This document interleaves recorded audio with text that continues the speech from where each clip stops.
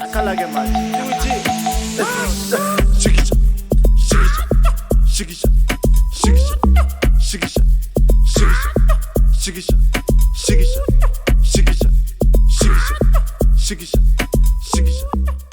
Ahoy! Welcome back to Let's Talk and Chill with your boy Louis G. Zakalage manje bafethu. Testing. 1 2 1 2.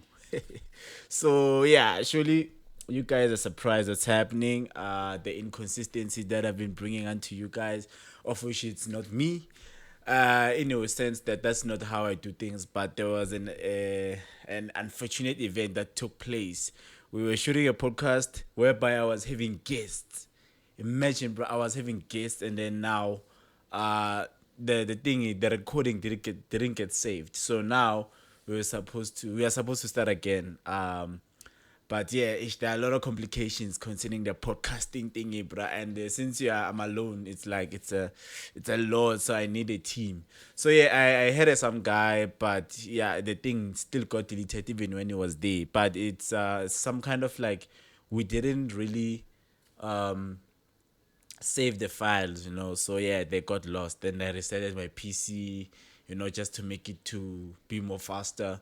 Yeah, there was a lot that was happening, but nonetheless, I'm back, guys, and I'm gonna make sure that I am consistent from now henceforth. With that being said, thank you so much for tuning in. This is Louis G. If it's your first time here, click the like button and make sure that you subscribe and be part of the Louis clan. The Louis clan, which means now you're part of the family of the people who are really interested in what I'm about to talk about or what I usually talk about. But today it's a very different one. It's a different topic. Actually, it's not a different topic, but it's a different motion, and I think it's going to be like that from now hence, because I want this podcast to be more building than exposing or a lot about kidding stuff, like where we are joking and stuff. Yeah, we will joke, definitely. I am a joking person. I love like jokes. I love kidding. I love like, being funny. But at the same time, I'm one of those serious people that you'll ever meet in your life, especially when you talk about deep things, like serious things, serious matters. So yeah, I don't know if you'll notice, but yeah, I sound a little bit different from what I'm used to be. So before I start, make sure that you share this video with your friends, with whomever you think they might be interested.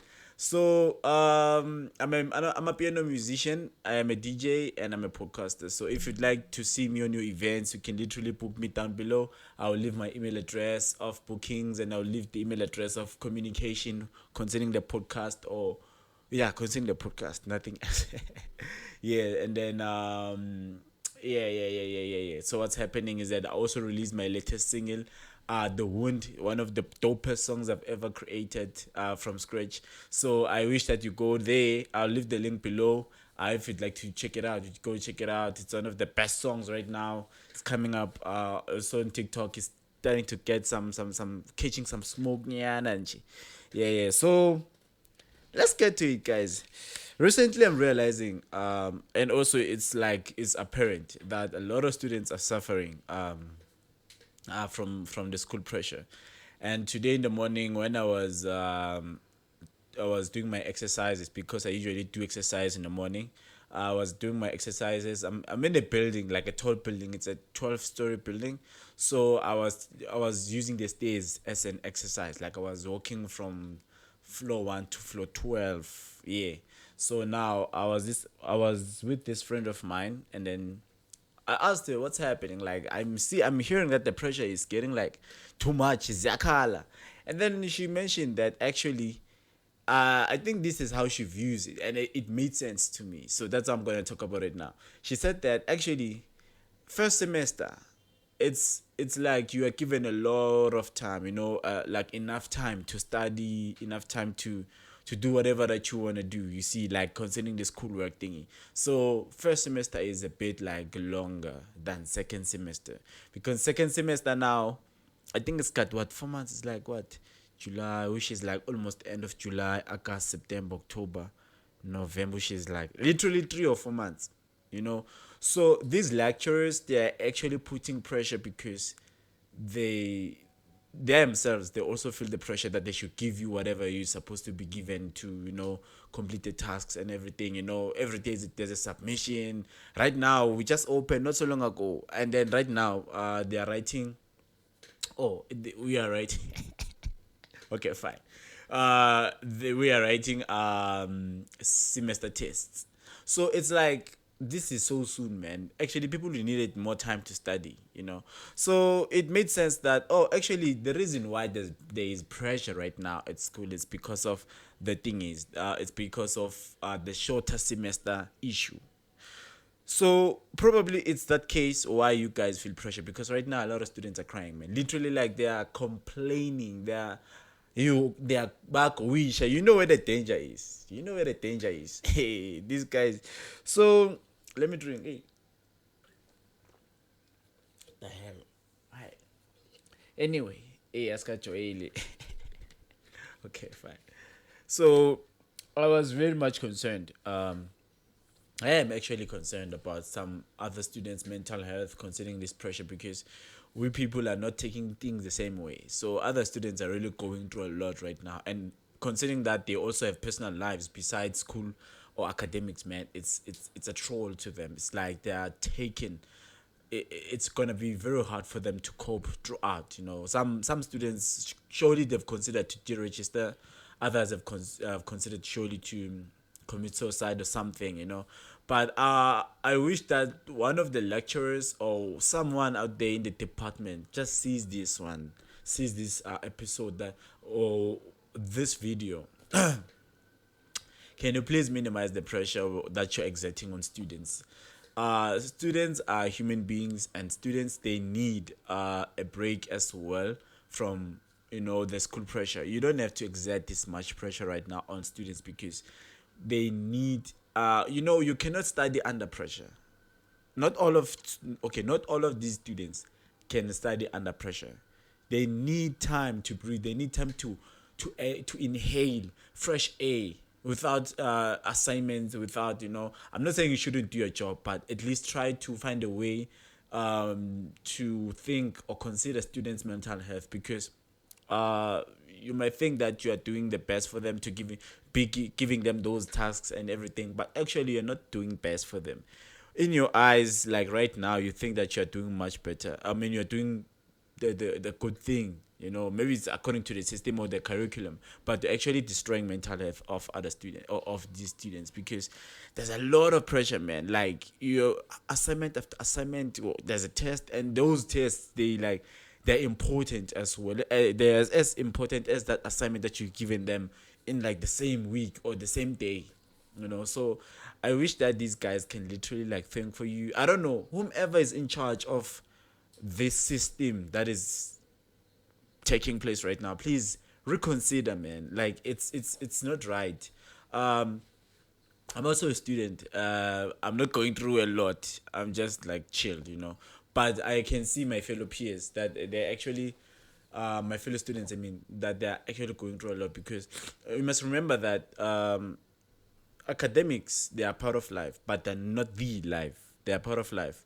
So there are other problems in life that we are facing. So you need to consider those things first before you exert the pressure that you're exerting on students.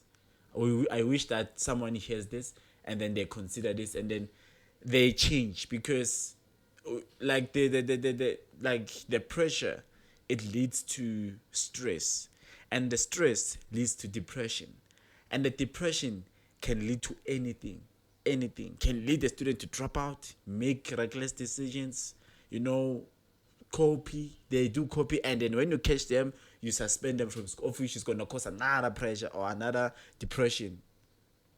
You see, so it's like you need to easen up a little bit, loosen up, man. Like, students need time as well to study fully, especially second semester, because second semester, it's where a lot of pressure is at. Because I also experienced the same thing last year. Second semester was one of the worst second semesters ever, like, especially last year, because it was a lot of work, man, and other what do they call these other lecturers, they kind of enjoy seeing students in those states. And I want to reprimand you if you're a lecturer and watching this or you're seeing this video. I'm warning you that you shouldn't do that because other students are like, as I said before, we don't take things the same way. Other students will literally take reckless decisions to do something stupid, just because they wanna do what they need to do. So I think you should also reconsider. Imagine this if it was done unto you or your child, if you have a child. You imagine this being done unto you. Pressure, unnecessary pressure being brought onto you, and you have no say on that because you're that person is superior than you, and you have to listen to what they're saying in order for you to get that piece of paper. So I think it's very important, you lecturers, to actually loosen up a little bit, or whomever is your superior and giving you these things, they should loosen up a little bit because mental health is more important than school. Just like I believe that mental health, the psychology of a human being, is more important than a piece of paper or school. You know, these things need to coexist properly. So you lecturers or whomever is in charge, please reconsider the way you're doing things because you're not only destroying the mental health of students, you're only also destroying the generations. I know this thing has been happening before, and when I'm looking at like the people who have been through that, they are not all of them. Some did survive and they managed to weather the storm, but not all of them. Some have been left. Their happiness was left behind. Now they're in jobs that they don't even enjoy. In as much as you can do, maybe like have a degree of or whatever, but you will not. If you don't love what you're doing, you won't enjoy it. So I really plead with you all to, like, please listen up a little bit. Students are going through a lot right now. Also, family, parents, please stop putting pressure on students as well. I think I've mentioned this before in my first episode, that you shouldn't exert pressure on students, especially during these times, because students need time as well. They need to breathe, they need to study, they need to focus. So when you're a parent and putting pressure on a student in this time, you are actually putting them on that vulnerable state whereby they'll literally do anything just to please you, and sometimes it messes with their mental health as well. So yeah, I just wanted to address that. It really made me worried a lot about my fellow students, and I just wanted to say it. So yeah, moving to the next topic, which is uh soulmates. Yeah, let's divert like completely.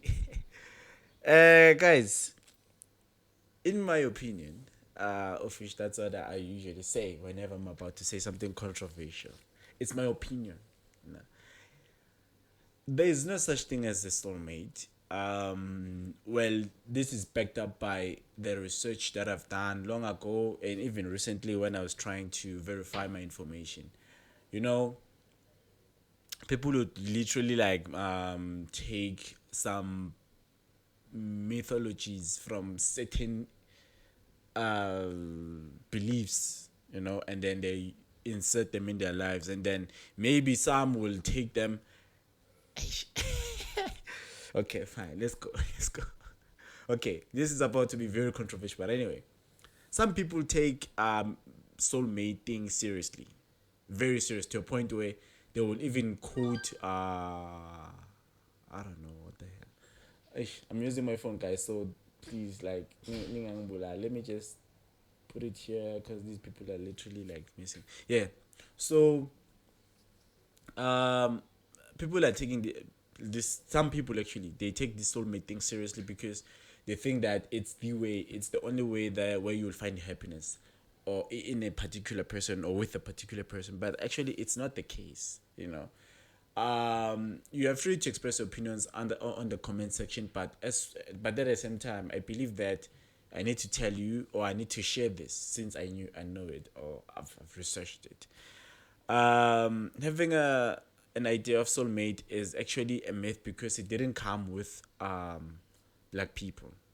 I would say, because I don't usually use black people, white people, whatever, but I just say black people for now, because I'm talking about them specifically. It came from the Greek mythology. Obviously, the Greeks, they believe in their god Zeus or in the other gods.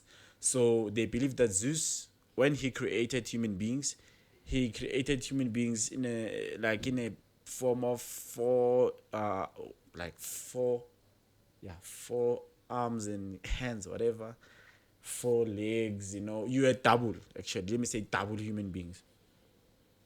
So now, when he saw the strength and the abilities of human beings in those two forms, he kind of got intimidated thing, and then he sliced human beings into half, and then he separated them, and then he took another one to another province, another country, another continent, and took another one to another province, to another country, or whatever. You see, so human beings, according to these people who believe in the soulmate thingy, it's happening.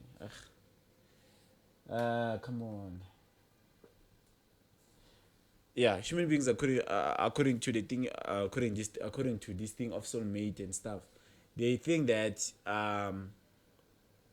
humans were supposed to spend their entire lives searching for their better half or their other half, of which, according to the Greeks, it's your soulmate, which means you were together and then you were separated. So now you have to come back together. You spend your whole life searching for this person. You see, of which it's a mythology. So it's a myth. It's something that didn't exist. Okay, no, it's not real. It cannot be proven. Also, to African people, they say that especially these spiritual people, yeah, spiritual what, yeah, they say that they would believe when a sangoma comes to them, or someone who has a spiritual gift of some sort, yeah, and they come to them and say, bagiti or Idlos or whatever, it says that I should marry you. So that thing, in a way, it comes with a sense of soulmate or predestined to be together, but actually that's not the case, because firstly, let's just check the stats. There are many women than men in this world, and then each and every country has its own stat, that maybe in that country there are a lot of men than women, or there are a lot of women than men, and then so on. So manje, it's like, if your soulmate is in your country, there's a less chance. Okay, they're like, when you're checking the stats, man, this thing starts not to make sense, because now, there are a lot of women in the world than men. So which means now, considering the beliefs of polygamy, and monogamy, whatever, like having one partner or having multiple partners, that thing, it's like confusing now, because people will be like, okay, if my soulmate is in this world, who is my soulmate? Who? Because now you don't know everyone in the world, and also, what are the chances that you are destined to have a woman at the end? Because there are yes, sorry, you are destined to have a man, because there are less men in the world than women. You know, those kind of things, those kind of questions popped up in my mind. I was like, nah, man, something doesn't make sense here. That's when I actually went to do a research on the soulmate thing, and that actually this thing seems like it's non-existent. And then also, psychologically, when you are watching or seeing relationships from external, and then also go into relationships and then experience this thing, you would see that actually there is no perfect person for another human being. There is no perfect person. Like, you will never be perfect for someone. You'd only suit them to an extent, but not entirely. People learn to tolerate some of the things that you're doing that they don't like, and some they tell you, and then you change. You see, it's not that you were perfect when you met them. You were perfect together, just like the soulmate idea. No, you learn. If you're in a relationship, you learn a person. You learn to be with them. You learn to love them the way they want to be loved, and then you adapt to that, and then you become, like, in sync. It's not that when you meet and you are the same thing. No, I've realized that actually that's not the case. Like, you literally need to learn a person, even if the person suits you the first time in Tlangana or the first time you met, they suit you immediately. Like, they give you the thing of, oh my god, this person suits me. Like, at some point, they will there will be things that you don't like about them, that it's either you'll tell them or you break up with them or you tolerate, so no.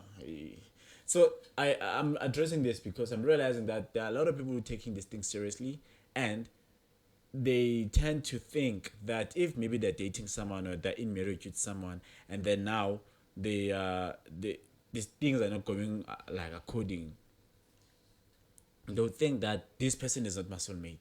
Then they break up without trying to fix things or without trying to understand each other. So I think people need to get an idea of asking questions where other things are coming from, because we cannot be a generation that is more informative but at the same time being uninformative. I don't know if that's the word, but having less information or not asking questions, because we must ask questions in order to have information, understand certain things.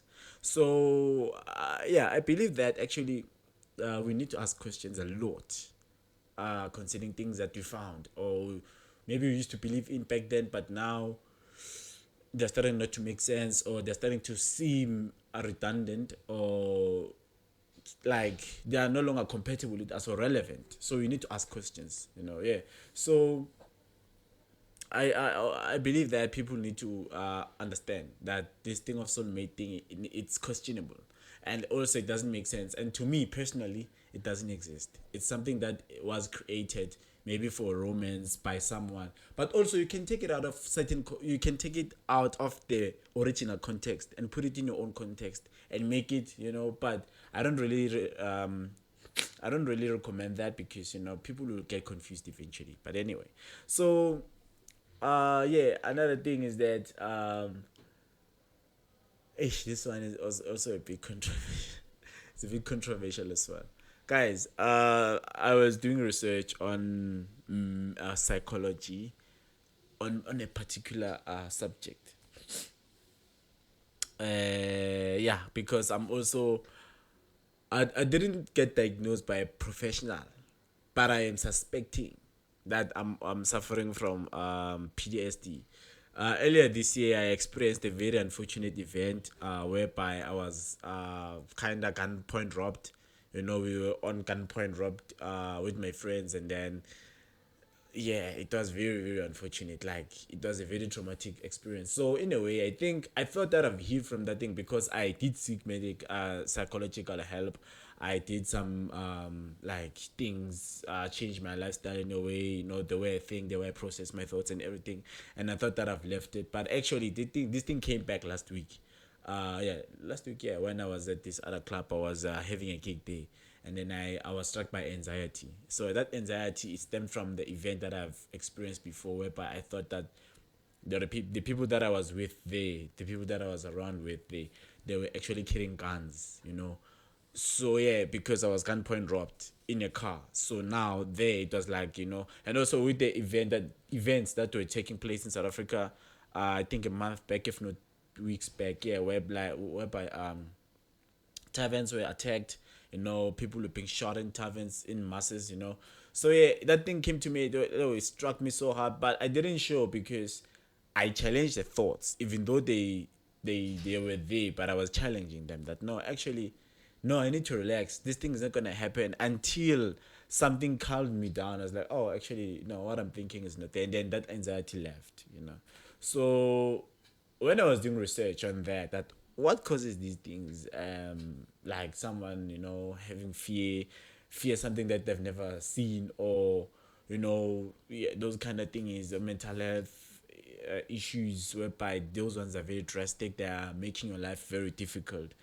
Not that you are having schizophrenia, like you're going insane or something. No, like having those issues of anxiety, paranoia, PTSD, anxiety attack, panic attack, those kind of things. I realized that actually, um, we need to be taught about these things, um, in order for us to understand that a lot of people that you're living with in our lives, they are suffering from particular mental issues or disorders. Some are not very drastic, but they are there, and they are concerning, because if, in as much as they don't happen like all the time, but they do like strike them sometimes, and they strike them very hard.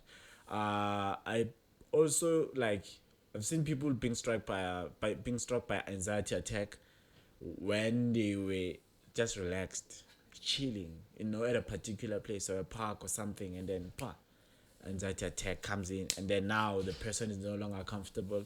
They are moving around weirdly. They are afraid. They're nervous and everything. They're just showing those emotions of attack. Yeah. So I think people need to be taught about these things. Actually, they need to be taught.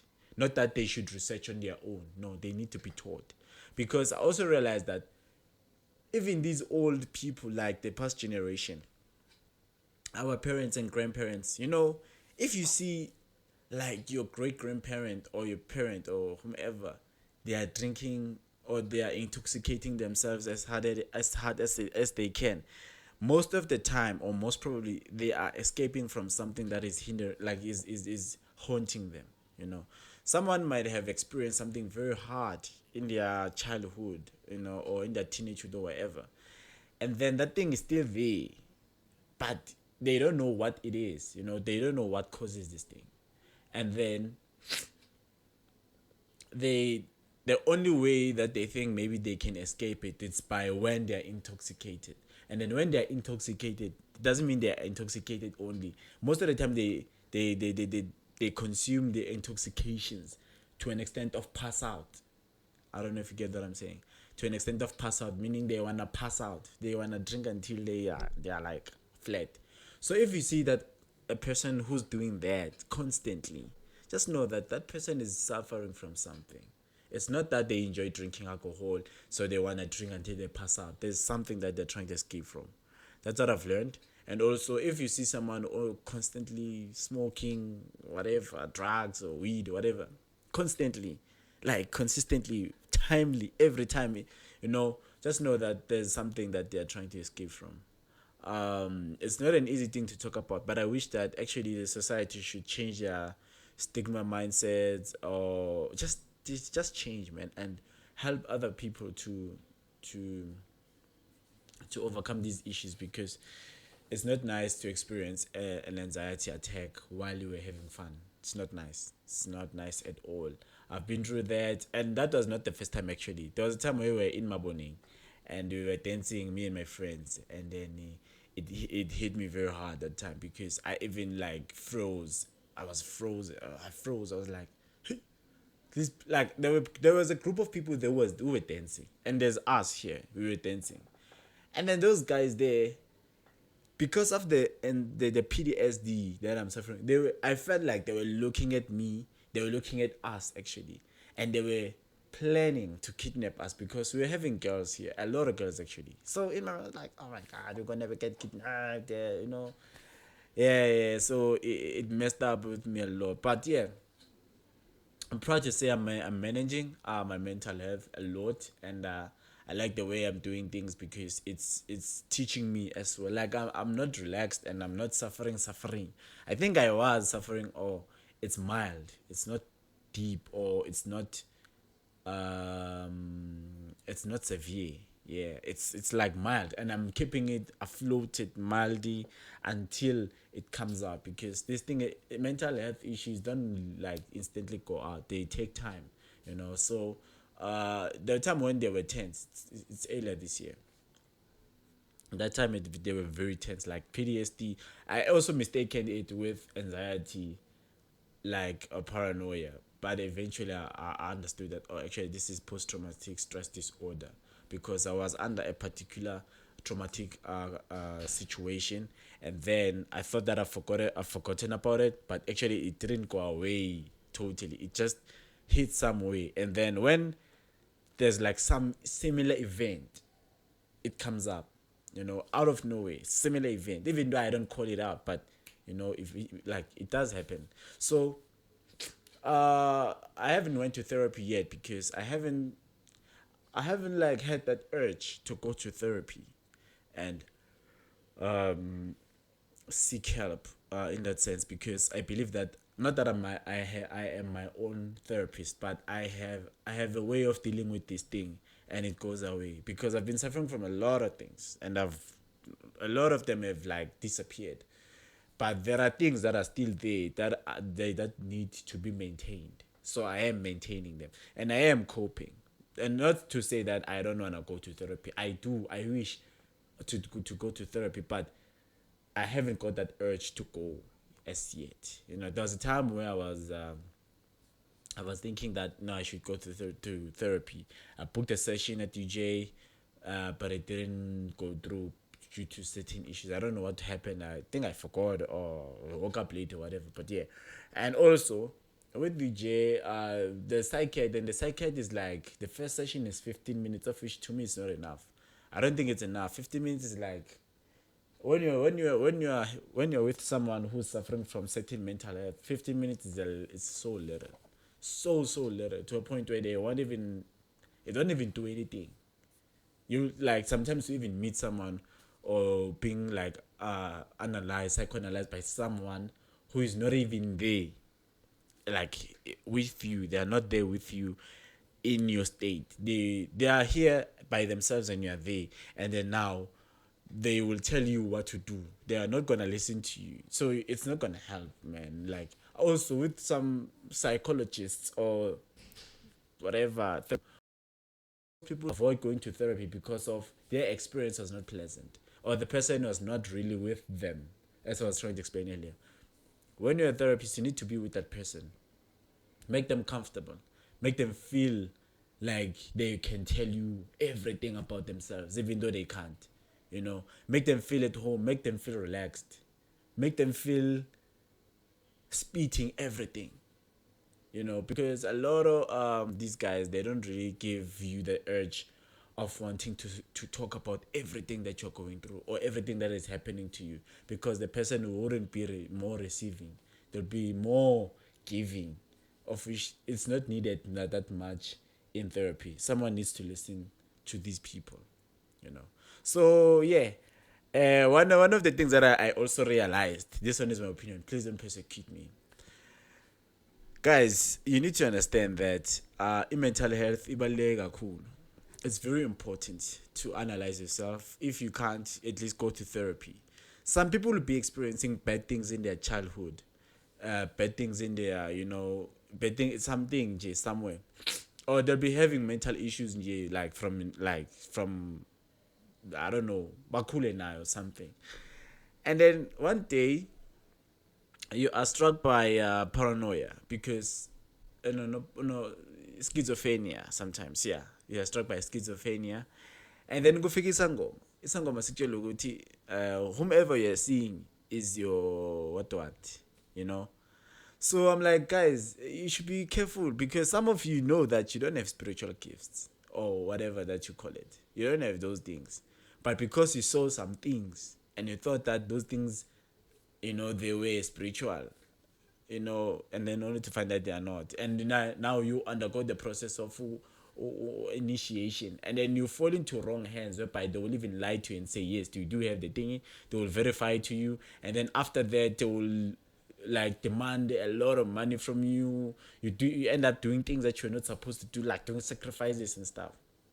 Guys, mental health is important. Somebody out there might be suffering from schizophrenia. They're seeing things. They're seeing like people that who've passed on, and they think that they are having the spiritual gifts. Guys, you should be careful of that. I think a lot of people who are in these things, they need to be checked, or you need to check yourself. I'm not saying it's mandatory.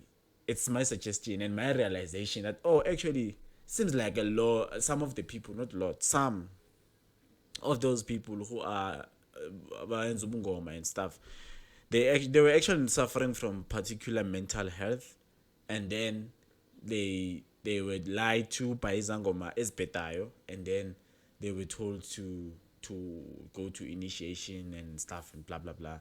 Yabo. There's PTSD. PTSD does usually like make you start as you don't handle it the same way. I handle it differently. Like me, if it's if it strikes me just like it did there, it strikes me in a form of anxiety. So therefore, I get anxious around like certain people that I suspect that they are, of which it's not that they are like that, but because of I've experienced, it's a PTSD, it's a mental health disorder, you know. Paranoia is one of the worst that I've seen. Paranoia makes you think that it makes you have some certain delusions, thinking that someone is, it makes you think that, like, I think I've also experienced paranoia at some point, but it was not like a disorder. It was just like being paranoid at that particular time and ended then. I've never experienced it afterwards. Like the people that have been suffering from paranoia and are suffering from paranoia, and my research, it proves to me that some people don't actually have umoya wongoma. They just experience paranoia. They are paranoid, or they are, what is this thing? Paranoia personality disorder. You get what I'm saying. So I wish that people should, like, before they go through those processes, they need to check themselves psychologically first before they go through, because you might find out that actually you're not suffering, you're not having a coco or whatever that you may call it. You're actually suffering from a particular mental health, and you need to deal with it psychologically or mentally. I hope it makes sense. Somebody might be, as I was saying earlier, suffering from schizophrenia, seeing abogogo bakhe abashona kudala, you know, abantu abashonile uyababona manje, not ukuthi it's a spiritual thing. No, sometimes it might be schizophrenia.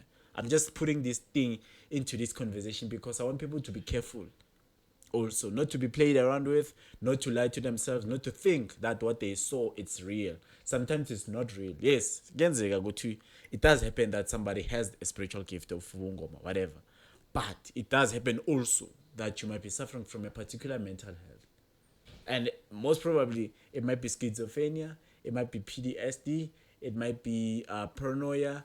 There's a lot of them. Sometimes even this one is funny because it once happened to me, by someone else, done by someone else to me. Somebody might be having an obsession over you, and then when you're obsessing about someone, it's mental, remember, it's in the mind. So what it does to you, it makes you to even dream those people constantly. And then when you believe that you're a spiritual person, your spiritual uh, images your spiritual images and the obsession images, they link and they make you think that, and then they give you a particular image that you think that this is a spiritual image or this is a spiritual message from my ancestors, and they're telling me that this person must be with me. Can't you know it's obsession? I'm not bashing abantu bezangoma or whatever. I'm just bashing this thing. They need to be careful. you know you need you need to understand that mental health is one of those things that drive our lives in a way. I believe in spiritual realms. I believe in God. I'm a Christian, a liberated Christian, yeah. So we need to balance these things. We need to understand that mental health, it plays a big role in our lives. Psychology, our psychological state of being, it plays a huge role, because now sometimes we are told things that don't really, uh maybe they are no longer relevant to us, just like a culture or tradition. As I've said in my past, I think it's my first, if not second episode. A culture is a system that was built to solve a particular problem, or to adapt, or to navigate around a certain situation. So now it's not spiritual. A system obviously is not spiritual. A culture is not spiritual. Just because your ancestors, of which ancestors in English context, it's someone who lived before you and they died. It doesn't mean a spirit. It's not a spirit. An ancestor is a person who died. Someone who lived before you, generations before you. And then most probably some of them died. Some are even still alive. Abokoko are ancestors. They are people. Angithi there is a parent, there is a grandparent, there is a great grandparent, and then now others will say great great grandparents, or they will say ancestor. So yeah, manje ke, just because something was done or is done by your ancestors, that doesn't mean that thing should be done by you. You are living in a very different generation. Thina manje we wear clothing. We wear different kind of clothing. We don't necessarily need to wear conservative clothing. I'll call them that. Like primitive clothing. We don't need to wear those clothes or those leathers and stuff because we are living in a different age. Technology has improved to an extent where now they are printing clothing. You know, they're like they're sewing machines. You know, there's like a different way of making clothing. You know, and also we don't need to like do things the same way as our ancestors were doing things because we're living in a different age. Like literally, we are living in a different age. We need to understand. No, this is okay. This is my suggestion. Everything that I'm saying now, it's my opinion. It's my suggestion. If it sounds like a suggestion or something that I say we must, no. In my words, I will say must, but just know in your mind that I'm not saying must. I'm suggesting it in a way that we should actually not do what our ancestors were doing. We can do some of the things, yes, although if those things are still relevant to us, you know, we can still do those things if they are helping us in a way. Not to do something to waste money just because our ancestors were doing it, you know. We can honor our ancestors if you say honor by I don't know, maybe keeping in line with a lot of things in a good way, not to do what they were doing. Because some of the things that they were doing because of their time. For example, somebody like even until today, there are people who still wear masks, are in the public places, and then maybe their children or their child, they are influencing them to wear the mask until today, even when coronavirus era has ended, even though it's still there, but it's no longer it's not that tough. I mean, it's not that severe. It's like a flu right now. It's treated like a flu. But someone is still wearing a mask today and they're teaching the child to wear their mask, or their children. So the children, when they grow up, they will still wear masks in public places, you know. But not knowing why did their parent actually told them to wear masks in public places. Well, that's because they were experiencing coronavirus. So now the coronavirus is no longer there. So we've stopped wearing masks. So now a child is not told, because some parents are actually suffering from paranoia as well. Maybe let's say they lost a family member during the coronavirus era, and then now they got I think it's PTSD or something. They are afraid now that ish, what if this thing catches up? Even if they say it's no longer severe, it's like it's flu right now. They won't believe that because they believe that this thing, maybe the government is trying to kill them or whatever. And then they will teach their children to wear masks, and the children will not ask questions. They will go with whatever the parent is saying, and then now when they grow older, they still wear masks. They still wear masks even in public places. Maybe in 2025, not knowing why were masks actually introduced or worn by parents, and stuff. So, we get what I'm saying. It's like it's psychology. This thing you need to understand. Some of the things you no longer need to do. I'm just saying. Anyway, so yeah, I think I've spoken about what I wanted to speak about, and I wish that tomorrow, if not day after, I will be having a guest or a friend of the show, somebody whom I'll be chilling with, discussing, because I realized that actually with this mic alone, I can host two people. So yeah. Thank you so much for watching. This is Luigi Ziakalege Manji, and make sure that you like, subscribe, and share, comment if you need to comment. Actually, you can comment. The comments are always all opened for people who want to comment on the show. I mean, on the video. So yeah, thank you so much for tuning in. This is Luigi Ziakalege Manji.